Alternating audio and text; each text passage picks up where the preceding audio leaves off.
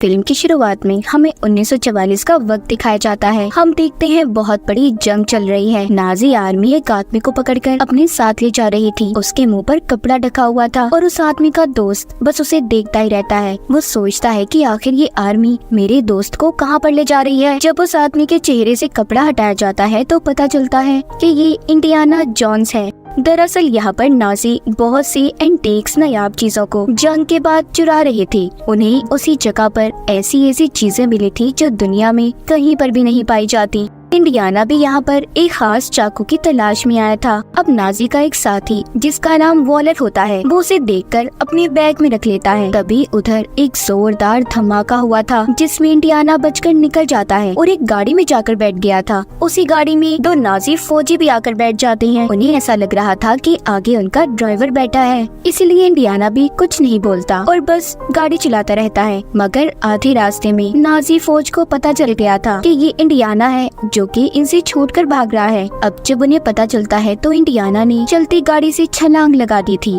और कुछ फौजियों को मारते हुए एक ट्रेन में चढ़ जाता है। उस ट्रेन में दरअसल सारे नाजी फौजी इस जगह से एंटीक्स चीजों को लेकर जा रहे थे। वो ट्रेन के डब्बे में पहुंचता है जहां पर वो कीमती चाकू था, मगर दिखने पर उसे पता चलता है कि वो असल नहीं बल्कि वो तो नकली था। ये बात नाजी के साथी वॉलर को पहले ही पता चल गई थी, इसीलिए उसने जानबूझकर उसे वहीं पर छोड़ दिया। वॉलर के हाथ में तो यहाँ पर बहुत ही कीमती मशीन लगी जो कि एक साइंटिस्ट ने बनाई थी, जिस वजह से वो टाइम ट्रेवल भी कर सकते थे। अब इन सब चीजों को वॉलर के पास इंडियाना का दोस्त भी देखता है जिसको इन्होंने पकड़ा हुआ था। उधर इंडियाना को बहुत ही एंटीक कीमती चीजें मिली थी। फिर वो वहाँ से एक दूसरे डब्बे में आकर बैठ जाता है ताकि कोई नाजी फौजी उसे पहचान ना पाए। इंडियाना उधर ही अपने दोस्त को भी देखता है जो कि कुर्सी से बंधा हुआ था। वो उसे छुड़वा कर अपने साथ ले जाता है। आगे वाले डब्बे में इंडियाना को वॉलर मिलता है जिसके पास डिवाइस थी। वो उसको मुक्का मार के वो डिवाइस ले लेता है जिससे टाइम ट्रेवल भी हो सकता था। फिर वो दोनों इस ट्रेन के ऊपर भागते हैं क्योंकि ट्रेन के अंदर उन्हें पकड़ा जा सकता था, मगर नाजी उन्हें हर हाल में पकड़ना चाहते थे, इसीलिए वो उस ट्रेन के आगे बॉम्ब ब्लास्ट कर देते हैं। जब इंडियाना ये देखता है तो अपने दोस्त को लेकर नहर में कूद गया था, इसीलिए दोनों बच गए थे। अब इन्हें पता चलता है कि ट्रेन के ऊपर बॉम्ब नाजियों ने नहीं छोड़ा था, असल में ये काम अमेरिकन का था। अब वो टाइम ट्रेवल डिवाइस भी उनके कब्जे में थी, यानी कि वो डिवाइस इंडियाना को मिल ही नहीं पाई। अब कहानी आती है 1969 में। इंडियाना जोन्स अब बड़े हो गए थे। हमें उनका कॉलेज दिखाया जाता है जहाँ पर वो प्रोफेसर थे जो हिस्ट्री की चीजों के बारे में बताते थे। वो अपने सभी स्टूडेंट से एक सवाल पूछते हैं। सभी स्टूडेंट उनके सवाल का गलत जवाब देते हैं। यहीं पर हेलेना नाम की एक लड़की थी जो इंडियाना के सभी सवालों के सही जवाब देती है, जिसे सुनकर वो बहुत खुश हुए थे। वो यहाँ पर सबको एक साइंटिस्ट का नाम बताते हैं। वो कहती है कि वो बहुत सी चीजें बना चुके हैं, जैसे कि हथियार और बहुत सी डिवाइसेस वगैरह जिनसे टाइम ट्रेवल भी हो सकता है। खैर इंडियाना अब कॉलेज से निकल जाते हैं। उनके पीछे हेलेना भी थी और साथ ही हेलेना के पीछे एक CIA एजेंट। एक होटल में बहुत सारे गुंडे हैं, उन्हीं में एक अमेरिकन एजेंट भी था। उधर वॉलर भी होता है जिसको हमने कहानी के शुरू में देखा, जो एंटीक चीजों को चुराना चाहता था। ये अमेरिकन एजेंट वॉलर के लिए ही काम किया करता था। दरअसल वॉलर ने यहाँ पर सबसे अपनी पहचान छुपाई थी कि वो नाजी है। वो यहाँ पर नासा के साथ मिलकर काम किया करता था। सीन शिफ्ट होता है हेलेना और इंडियाना पर। हेलेना इंडियाना को बताती है कि मैं आर्कियोलॉजिस्ट की पढ़ाई कर रही हूँ, यानी कि मुझे तारीख में बहुत सी चीजों को जानने का बहुत शौक है। मैंने बहुत सी चीजों के बारे में गहराई से पढ़ा है। वो यहाँ पर उसी डिवाइस की बात भी करती है जो कि टाइम ट्रेवल डिवाइस थी। हेलेना कहती है मुझे अब वो डिवाइस, वो डायल ढूंढना है। ये सुनकर इंडियाना थोड़ा मायूस हो जाते हैं। वो हेलेना को अब अपने साथ उसी कॉलेज की लाइब्रेरी में लेकर जाते हैं जहाँ पर वो पढ़ाया करते थे। वो अब डिवाइस को निकाल कर हेलेना को दिखाते हैं क्योंकि अब तक इंडियाना ने उसे संभाल कर अपने पास रखा हुआ था। ये आधा हिस्सा है, आधा हिस्सा उस साइंटिस्ट ने तोड़ दिया था जब उसने इसे बनाया, क्योंकि वो साइंटिस्ट जानता था कि ये गलत कामों के लिए भी इस्तेमाल हो सकता है और कभी न कभी ये गलत हाथों में भी जरूर जाएगा। तभी उधर कुछ लोग आ जाते हैं जो कि CIA के एजेंट्स थे। इनमें वही CIA की एजेंट भी थी जिसको हमने हेलेना का पीछा करते देखा। उन्हें दरअसल ये बात पता चल गई थी कि इंडियाना के पास वो टाइम ट्रेवल डिवाइस है। वो उन पर गन कर लेते हैं।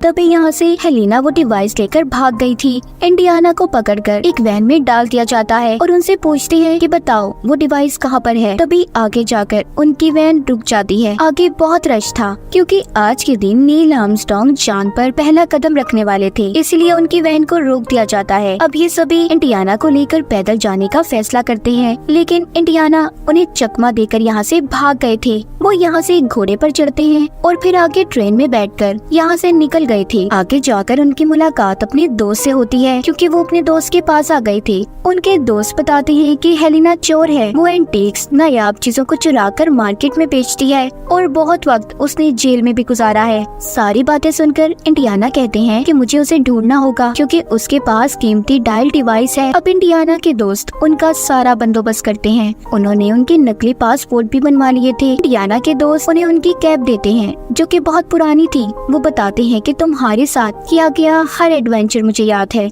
अगले दिन इंडियाना जब उसे ढूंढते हुए एक होटल में पहुंचते हैं तो हेलिना उस डायल की नीलामी कर रही थी। वो जब उसे रोकने के लिए आगे बढ़ते हैं तो उधर ही हेलिना का एक असिस्टेंट उन्हें रोक लेता है जो कि उसका दोस्त भी था। वो हाथ झटकते हुए आगे बढ़ते हैं। वहीं पर इंडियाना वॉलर को भी देखते हैं। उन्होंने उसे पहचान लिया था कि वो नाजी है क्योंकि उन्हें सब कुछ याद था। वो उसे देखकर बोलते हैं, हेलिना तुम इस डायल की नीलामी नहीं कर सकती। तभी यहाँ पर लड़ाई हो जाती है। उस डिवाइस के सभी पीछे थे। आखिर में वो डिवाइस अब हेलिना के हाथ में आती है। वो उसे अपने असिस्टेंट की तरफ फेंकती है। तभी उसके हाथ से वॉलर उस डिवाइस को छीनकर ले जाता है। हेलिना और इंडियाना दोनों भागते हुए बाहर आते हैं, मगर तब तक वॉलर वहाँ से जा चुका था। इंडियाना एक ऑटो रिक्शा लेकर उनका पीछा करते हैं, मगर वो लोग जा चुके थे। वॉलर दिखाया जाता है जिसको CIA एजेंट बोल रही थी कि तुम जानते हो तुम्हारी वजह से न जाने कितने मासूम लोगों की जान चली गई। यानी कि इंडियाना के पीछे जो CIA के एजेंट पड़े थे वो सभी वॉलर से मिले हुए थे।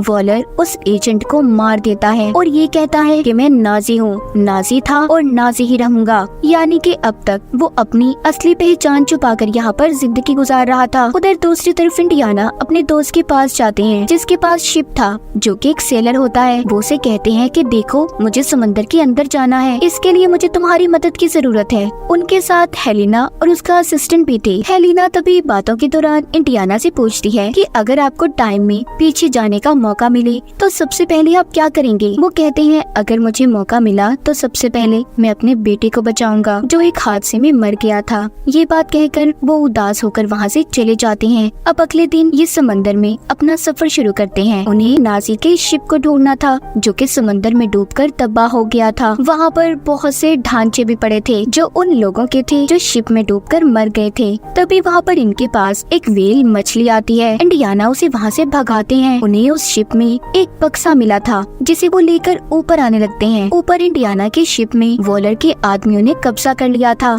जैसे ही वो उस बक्से को लेकर ऊपर आते हैं तो वो लोग उस बक्से को ले लेते हैं। उसमें एक बड़ा पत्थर था जिस पर अजीब सा कुछ लिखा हुआ था। अब ये उस पत्थर पर हेलिना को पढ़ने का कहते हैं क्योंकि वो आर्कियोलॉजिस्ट थी। यहाँ पर वो अपनी चाल खेलती है और सारी बातें उन्हें गलत बताकर एक बॉम्ब ब्लास्ट कर देती है। और अब इसी बात का फायदा उठाकर इंडियाना, हेलिना और उसका असिस्टेंट एक दूसरी कश्ती में चले जाते हैं। इंडियाना ने वो पत्थर भी साथ ले लिया था। जब वो ये देखते हैं कि वो पत्थर तो बहुत भारी है तभी वो उसमें आग लगा देते हैं। उन्हें लग रहा था कि शायद उसके अंदर कुछ तो जरूर होगा। जब वो उसे आग लगाते हैं तो उसमें से एक गोल्ड की शील्ड निकलती है जिस पर दरअसल ये लिखा था कि दूसरे डायल का हिस्सा कहाँ पर है। उन्हें एक जगह के बारे में भी पता चलता है जहाँ पर वो साइंटिस्ट दफन था जिसने टाइम मशीन को बनाया था और दूसरा हिस्सा उन्हें वहीं पर मिलना था।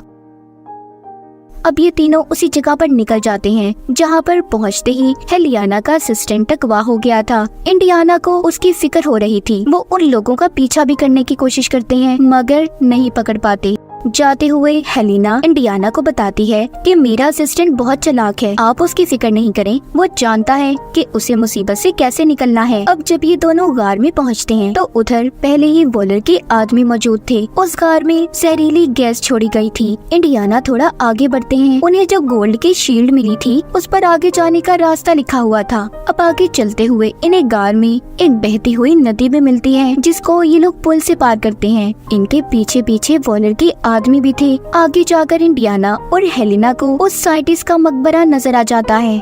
जब ये उस पत्थर को हटाते हैं तो उधर उसका पूरा कंकाल ढांचा पड़ा था। उधर ही इन्हें उसी डिवाइस का दूसरा हिस्सा भी मिल गया था, जिसे देखकर इंडियाना बहुत खुश थे। हेलिना उधर बनी हुई तस्वीरों को देखती है जो कि आज के जमाने की थी। वहाँ पर एरोप्लेन और घड़ी की तस्वीरें बनी हुई थी, जिसे देखकर वो काफी हैरान होती है, क्योंकि वो ये सोच रही थी कि उस जमाने में भला इन चीजों के बारे में किसी को कैसे पता होगा। वो उसी साइंटिस्ट के ढांचे पर बंधी हुई घड़ी भी देखती है जो कि आने वाले जमाने की थी। वो देखकर बोलती है कि ये बात तो काफी हैरान है, जो घड़ी इन्होंने बांधी हुई है ये टेक्नोलॉजी तो अभी तक आई भी नहीं। दरअसल यहाँ पर हेलिना को बात समझ आती है कि साइंटिस्ट वक्त से छेड़छाड़ कर रहे हैं, टाइम ट्रेवल को जानते हैं। तभी इंडियाना भी ये सुनकर कहती है कि ये सारी बातें सच हैं। तभी उधर वॉलर आ जाता है जो कहता है कि साइंटिस्ट कभी भी गलत नहीं था, टाइम ट्रेवल हो सकता है। अब वो उस डिवाइस का दूसरा हिस्सा इनसे ले लेता है और साथ ही जो साइंटिस्ट ने हाथ पर घड़ी बांधी हुई थी उसको डिवाइस पर रखता है तो वो चलने लगी थी। यहाँ पर हेलिना का असिस्टेंट भी आ जाता है जो वॉलर पर हमला करता है। तभी उधर गोलियां चलना शुरू हो गई थी, इसी उसमें इंडियाना भी जख्मी हो गए थे।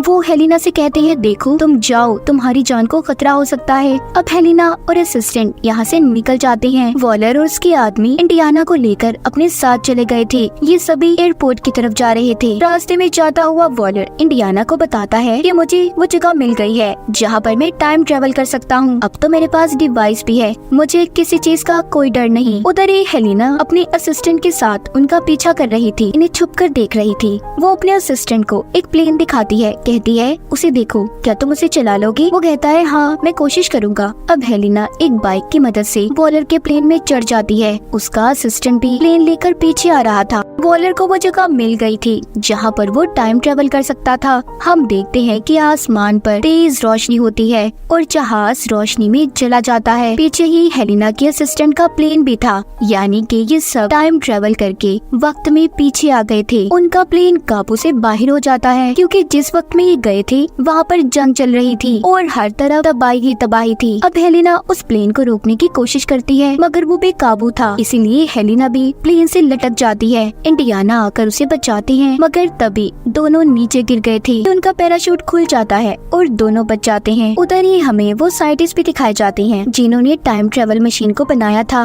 वो अभी भी बैठे उसे पूरा ही कर रहे थे, यानी कि ये वक्त तो पीछे का था। उस वक्त टाइम ट्रेवल मशीन बनी ही नहीं थी। वो अब उस प्लेन को भी गिरता हुआ देखते हैं जिसमें वॉलर था। वो प्लेन पूरी तरह गिरकर तबाह हो गया था। यहाँ पर साइंटिस्ट आकर वॉलर के हाथ से घड़ी को उतार लेते हैं जो कि उन्होंने उनकी बांधी हुई थी, यानी कि प्रेजेंट में जो हमने देखा उनके ढांचे के हाथ पर। अब यहीं पर इंडियाना हेलिना को बताते हैं ये सारा प्लान साइंटिस्ट का था। उन्होंने अपने डायल को ऐसे सेट किया था कि अगर आने वाले कल में कोई उस डायल को इस्तेमाल करे तो वो उसी जगह पर पहुंच जाए जहां पर वो रहा करते थे। और देखो वैसा ही हुआ है। मैं यहीं पर अब हमेशा के लिए रहना चाहता हूँ। मेरी जितनी भी जिंदगी बची है मैं बस यहीं पर रहकर गुजारना चाहता हूँ। तभी वो साइंटिस्ट उनके पास आते हैं और इंडियाना को घड़ी और वो डायल टाइम ट्रेवल मशीन देते हैं। कहते हैं कि इसे तुम अपने वक्त में साथ ले जाओ। इंडियाना कहते हैं नहीं, मैं अब यहाँ से कहीं नहीं जाना चाहता। तभी हेलिना कहती है आप यहाँ पर टाइम ट्रेवल करके आए हैं, अगर आप यहीं पर रहे तो हमारे लिए मसले खड़े हो सकते हैं, इसीलिए आपको मेरे साथ चलना ही होगा। तभी वो उनके मुंह पर एक जोरदार मुक्का मारती है जिससे इंडियाना बेहोश हो जाते हैं। जब उन्हें होश आता है तो वो अपनी दुनिया में थे,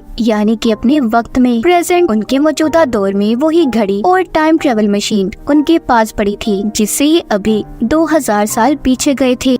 उधर हेलिना आती है और बोलती है कि मैं जानती हूँ आप अकेले हैं। तभी वहाँ पर वो उनकी वाइफ को बुलाती है जो पहले उन्हें छोड़कर चली गई थी। ये सभी बहुत खुश थे और इसी के साथ ही इस फिल्म की कहानी भी यहीं पर खत्म हो जाती है।